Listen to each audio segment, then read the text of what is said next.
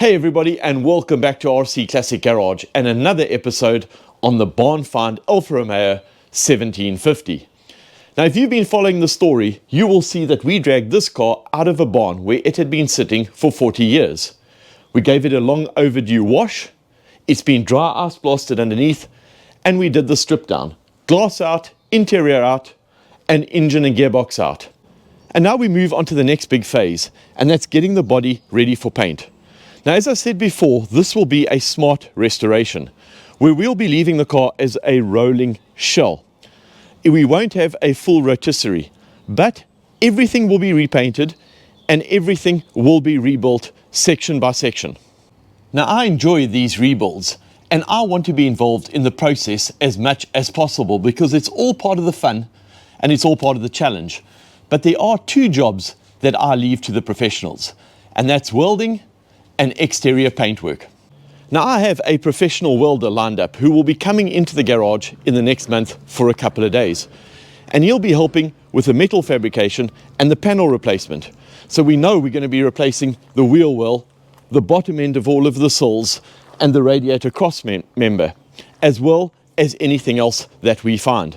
Also working alongside the welder, I'll be doing all of the areas that I can do myself, like inside the boot area, underneath the car, inside the interior, as well as inside the engine bay. Now taking this rear parcel shelf as an example, the original aqua color was completely covered in black paint at some point. Now to be fair, it's done a great job protecting the metal over the years. But I've decided to carefully strip it back using an acetone based chemical to reveal the original paint. I'll then give it a fresh coat of Ochre AR 109, and this is the result. Now I'm really happy with how it's turned out. I can apply the same process to so many areas of the car, like the boot, the rest of the interior, and the engine bay, and hopefully it will turn out the same.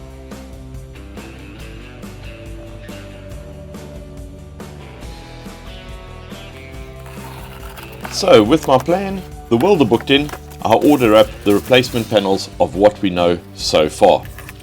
Now I have to say the quality is very impressive for replacement parts. And here we have all the body panels readily purchased off the shelf. So a wheel well, the fenders, the back rear parts of the fenders, the wheel arch. We basically have both floor pans that we need, a complete sill, the radiator cross member, and a front valance, or the lower part of the front valance. So all supplied, all off the shelf and readily available. So it's day one for Paul in the garage. Now we're starting with the rear quarter, and straight away we uncover a theme that's going to repeat itself throughout this car. Filler. A lot of it. Whoever painted this Alfa, probably in the late 70s or early 80s, clearly preferred filler to proper metalwork. There's no good reason for most of it that we're finding. So job one is to strip it all back to bare metal. Now Paul runs PA Classic Welding, and he's a welder and fabricator with decades of experience. What I really like about working with Paul is his whole philosophy is about collaboration. He doesn't do the job for you, he works with you. He believes that if you're a classic car enthusiast, you should be able to get hands-on and be part of the restoration yourself. And that's exactly how I like to work. So between the two of us, we're tackling the metalwork together. I can handle a fair bit myself, but having someone like Paul around to guide the process and step in for the trickier stuff makes all the difference.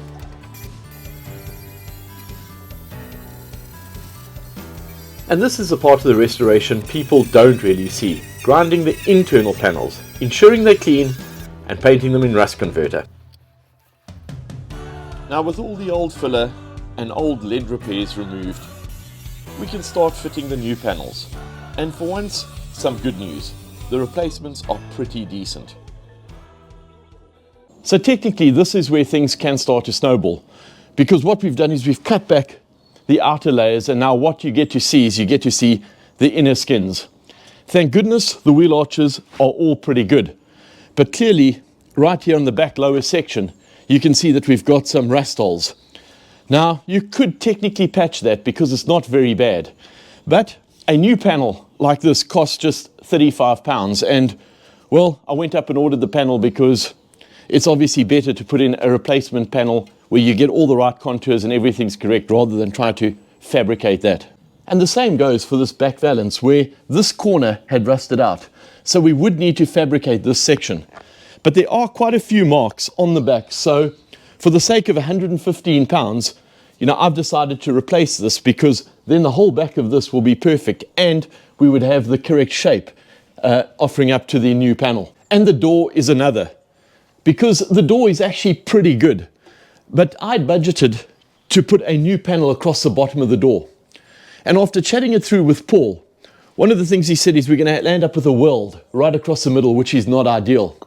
So the delta between the bottom half and a full door skin is not that much. It's an extra £100. So I've decided to go with a full door skin. And then there's the big one, which I need to sit down for. Now remember when I said this fender had previous repairs? Well, we pulled it back and it was in this corner. There's been a patch put in over here with a lot of lead welding and it started rusting away again. So we would need to replace that. But the lip is also gone, which would mean more welding along the lip. It's also rusted right down at the bottom, which would mean another patch down there. And it's gone at the bottom of this corner, which means another patch down there. So rather than having 4 patches on a fender, I've decided to renew the whole fender. And that is £550, which I never budgeted. So yeah, that's an extra £800 on top of what we budgeted in the last video.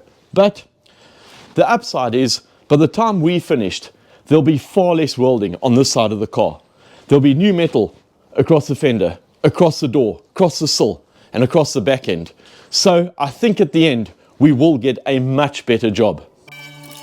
And that's just one side of the car. So let's move to the engine bay and see if there's any more damage. Now we stripped out the engine and gearbox, and that's gone off to Veloce Sport to be rebuilt. First job is to degrease the entire area and remove as much of the old grime as we possibly could. Wash it out and then put paint stripper and then wash it out again. And yep, more paint stripper and a lot of scrubbing. But what we really wanted to do was get to the original ochre yellow color. Once it was finally clean, we started sanding it all back and then laid down some protective undercoat to keep it from flash rusting while we work.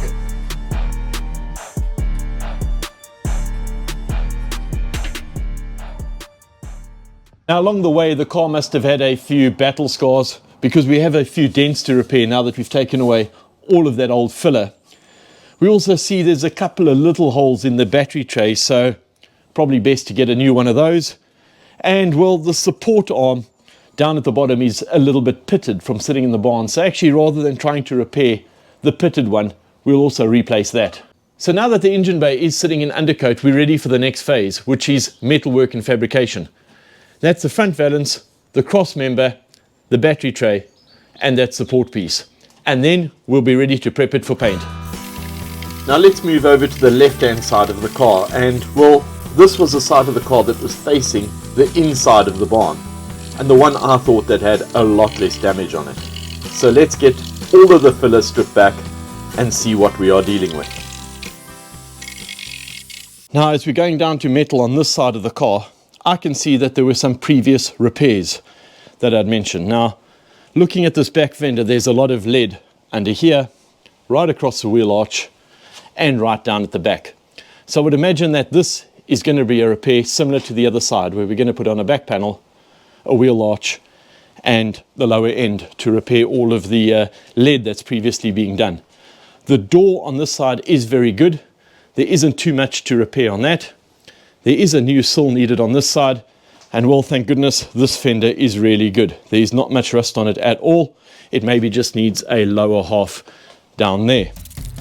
And then, well, we move on to the boot, and the same process. Degrease it, wash it all out, and remove the wheel well completely for now. because if we strip it out, it will allow us to get to the old paint properly, to assess the area, and to paint it the original ochre yellow. Thank goodness, no extra damage in the boot for now. And then assessing the interior. First, a good degrease, then a power wash, including inside the doors. Then it's a strip down of all the old factory sound deadening. Now it comes off a bit like chewing gum under the heat, but hey, it works. The interior again is taking shape really well. The sound deadening at the back has protected almost perfectly over the years. There are no cracks or anything in it, so for that we'll just be painting it as they did in the factory. And then floorboards, we've got the two new floorboards that we'll be putting in, but again there's a patch in the front and a patch at the back. Those two still look pretty good. There was a prepare done in the far corner. Again, we'll just be redoing that, but the floorboards are looking really good in the car. While the bodywork's ongoing, I'm restoring parts bit by bit, so that when it all comes together, we have most of the parts prepared.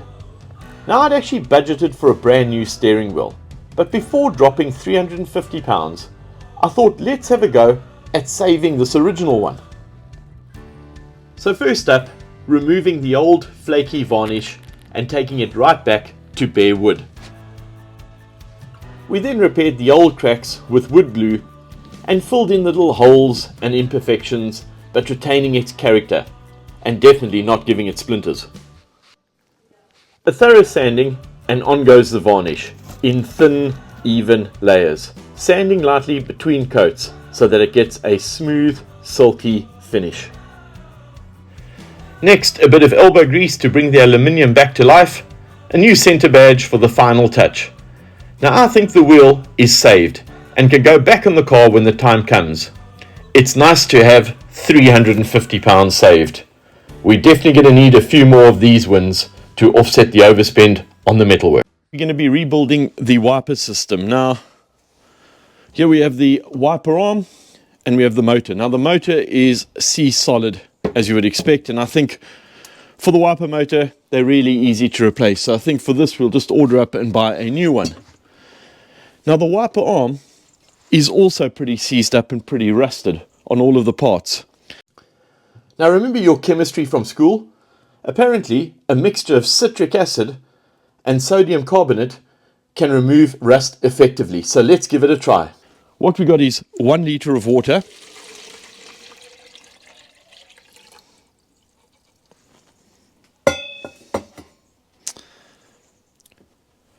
(100 grams of citric acid,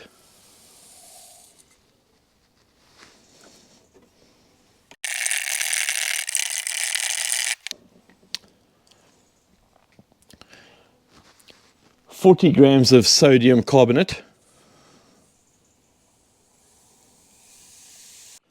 and then we leave it to soak for 24 hours. And the results were amazing. Completely unseized and really cleaned up. This is something I will be using again. So, parts unseized, fresh paint, new stainless steel bolts, and a new windscreen wiper motor, and all looking good. So guys, thanks for watching another episode of RC Classic Garage, where we have made a really good start on the bodywork of this car. We've also had an update from Adam at Veloce Sport, who's building the engine and gearbox, so I'll update you in the next video. But again, thanks all for watching. Please don't forget to like and subscribe to follow this barn find restoration. See you all next time. Ciao.